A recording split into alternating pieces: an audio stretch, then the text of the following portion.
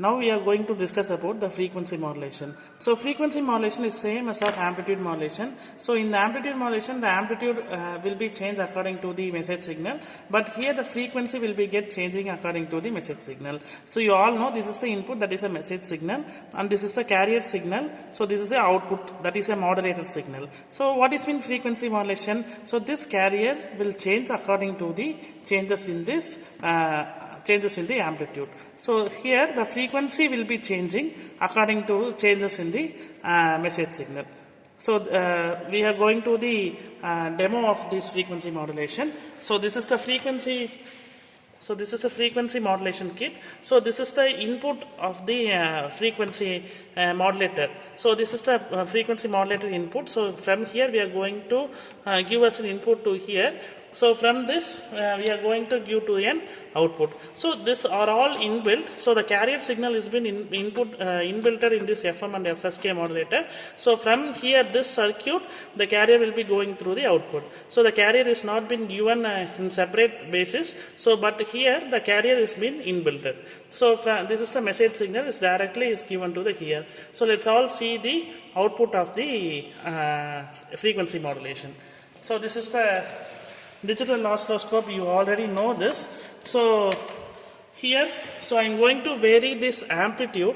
So whenever the amplitude is 0, so here the output is constant. So this is the original carrier wave. So this is the original carrier wave. So the output will be a constant. So whenever the amplitude has been varied slightly, so in that time the frequency will be changing. So the frequency will be changing according to that amplitude variations or the input variation. So whenever the amplitude is been increasing, the frequency will be changing according to this. So next one it is frequency demodulation. So this is the output of the frequency modulation. So from here I am going to give the input to the frequency demodulation side. So from this I am getting the output. So this is the output of the frequency demodulator wave. So here I am getting the output. So original signal is retained. So in the same basis manner, you have to calculate the message signal, I mean amplitude and the frequency. So we need to calculate for message signal, we need to take in for carrier signal, we need to calculate for modulator output, we need to calculate for demodulator output. So likewise in amplitude modulation, which I have ever taught, so you need to calculate same as for the frequency modulation. So thank you. Now we are going to calculate the frequency modulation measurement. So this is the input. So now we are going to check out the input measurement. So this is the input port. So in that see in the digital oscilloscope, so click auto for the auto reading. So this is the input we got. So click measure. So in that the VPP is there. So VPP is 22.18 volt. So which we have written in the amplitude part, and the time period is 128 second. So time period is 128 second. So frequency is you know the formula, that is 1 by T. So we can calculate from the time period. So next one, it is a carrier signal. So I have already told. So whenever the input is been 0, that is the amplitude part is been 0. So we can measure the carrier signal. We can measure the carrier signal in this way.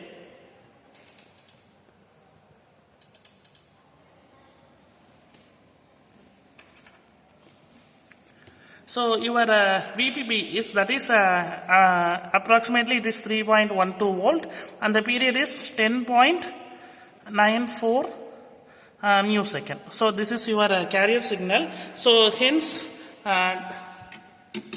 in this kit, the frequency of carrier has been inbuilt, we cannot recognize directly. So we are reducing the input signal and we are taking the carrier signal. So whenever the amplitude is being changed, so the frequency is being got changed. So the frequency is being varied. So I am putting I need to measure the value. So that is VPP is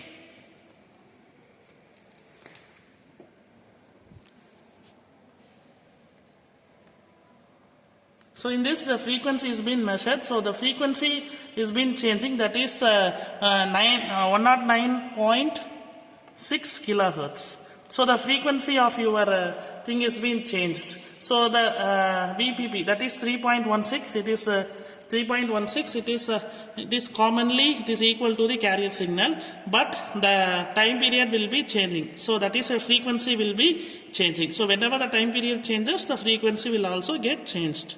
So this is the frequency modulation experiment. So your frequency of your output will be changed according to your message signal. Thank you. So for measuring the demodulation, so here the demodulation port is there. So here we are pointing the demodulation and we are getting the output. So here